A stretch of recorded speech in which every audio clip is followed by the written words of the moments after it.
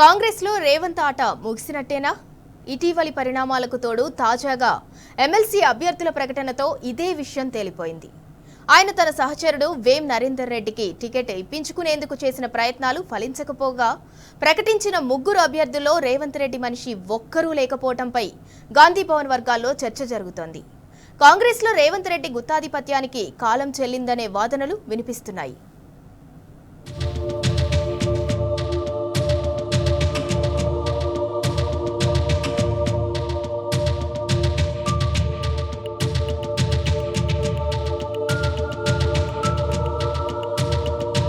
ఎమ్మెల్యేల కోట ఎమ్మెల్సీ అభ్యర్థుల ఎంపికలో తన అనుచరుల కోసం తాపత్రయపడిన రేవంత్ ను కాంగ్రెస్ హైకమాండ్ షాక్ ఇచ్చింది.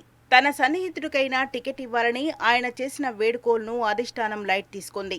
తన ఆత్మగా ముద్రపడిన వేం నరేందర్ రెడ్డికి టికెట్ కోసం రేవంత్ చేసిన విశ్వ ప్రయత్నాలు విఫలమయ్యాయి. కాంగ్రెస్ రాష్ట్ర వ్యవహారాల ఇన్ఛార్జి మీనాక్షి నటరాజన్తో రేవంత్ దాదాపు గంటపాటు చర్చించి ఆమెను ఒప్పించేందుకు ప్రయత్నించినా చివరికి ఢిల్లీకి వెళ్లి పైరవీ చేసినా పట్టించుకోకుండా హైకమాండ్ అన్నీ తానై ఎమ్మెల్సీ అభ్యర్థులను ఎంపిక చేసి ప్రకటించింది. అద్దంకి దయాకర్తో పాటు రేవంత్ సూచించని విజయశాంతి, శంకర్ నాయక్ పేర్లను ఖరారు చేసింది. దీంతో ఇక ఆడింది ఆటగా సాగిందని రేవంత్కు పార్టీ అధిష్టానం బలమైన సంకేతాలు ఇచ్చినట్టయిందని గాంధీభవన్ వర్గాల్లో చర్చ నడుస్తున్నది. పొత్తులో భాగంగా ఒక ఎమ్మెల్సీ సీట్ను సిపిఐకి కేటాయించినట్టు ఏఐసిసి కార్యదర్శి కేసీ వేణుగోపాల్ ప్రకటించారు.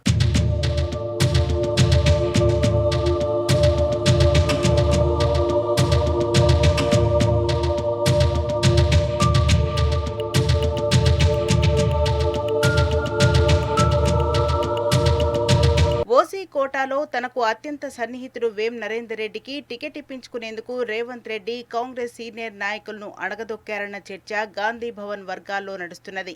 సిట్టింగ్ ఎమ్మెల్సీ పార్టీ సీనియర్ నేత జీవన్ రెడ్డిని, మరో సీనియర్ నేత జగ్గారెడ్డిని పక్కన పెట్టి వేం నరేందర్ కు టికెట్ కోసం విశ్వ ప్రయత్నాలు చేసినట్టు తెలిసింది. తన ప్రతిపాదనను ఒక కీలక మంత్రి వ్యతిరేకించే అవకాశం ఉన్నదని ముందే పసిగట్టి లాబియింగ్ చేసినట్టు పార్టీ శ్రేణుల్లో గుసగుసలు వినిపిస్తున్నాయి. ముందుగా డిప్యూటీ సీఎం భట్టి విక్రమార్కతో మాట్లాడి ఆయనను ఒప్పించినట్టు తెలిసింది. తర్వాత టీపీసీసీ అధ్యక్షుడు మహేష్ కుమార్ గౌడ్ పై ఒత్తిడి తెచ్చి వేం నరేందర్ పేరును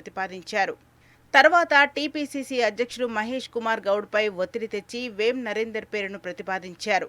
నలుగురు సభ్యులున్న ఎంపిక కమిటీలో ముగ్గురు సభ్యులు వేం నరేందర్ కు అనుకూలంగా ఉండడంతో నాలుగో సభ్యుడిగా ఉన్న కీలక మంత్రి ఒకరు ఇదంతా చూస్తూ మౌనంగా ఉన్నారని తెలుస్తోంది.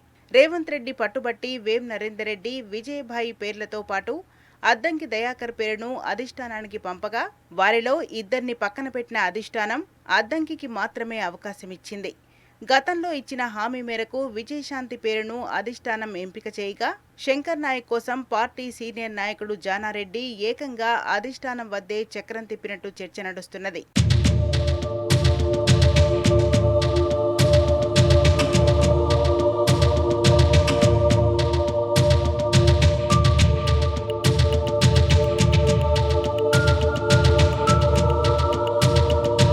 సీనియర్లను పట్టించుకోకుండా వలసవాదులకే రేవంత్ ప్రాముఖ్యతనిస్తున్నారని అసలు కాంగ్రెస్ నేతలు పదే పదే అధిష్టానానికి ఫిర్యాదు చేస్తున్నారు.